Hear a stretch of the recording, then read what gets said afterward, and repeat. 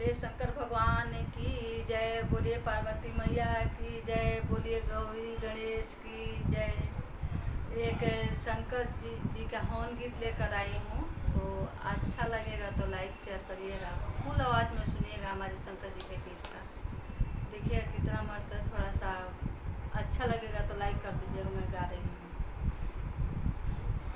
गौरा बैठेली शिव के बगलिया त हवा न करावेली हो।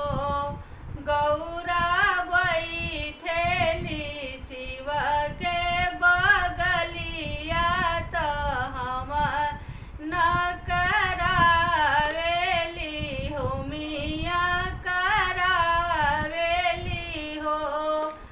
शिवजी के हथवा में शोभेला डमरू, हुआ देखत निक लागे, देखत निक लागेला हो।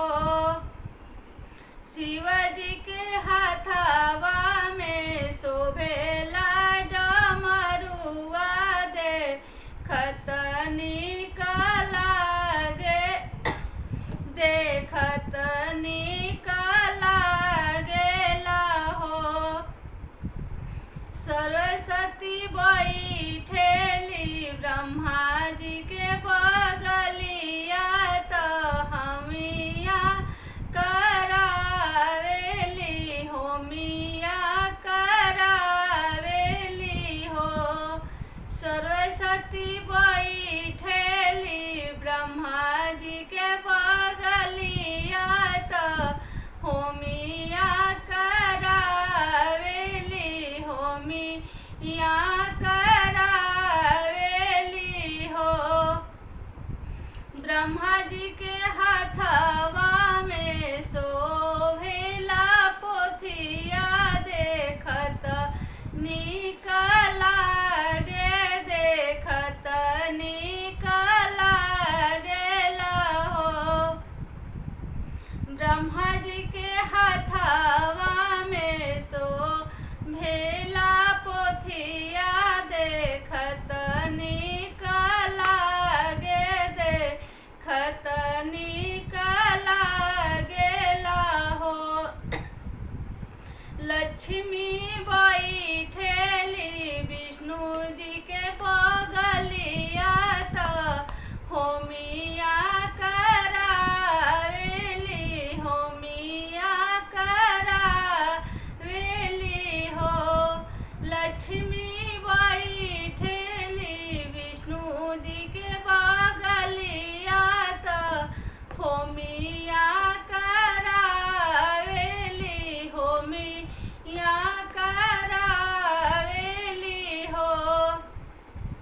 विष्णु जी के हथवा में शोभेला चक्र, देखत निक लागे, देखत निक लागेला हो। सीता बैठेली राम जी के बगलिया त होमिया करावेली, होमिया करावेली हो। सीता बैठेली राम जी के बगलिया त होमिया करावेली, होमिया करावेली हो।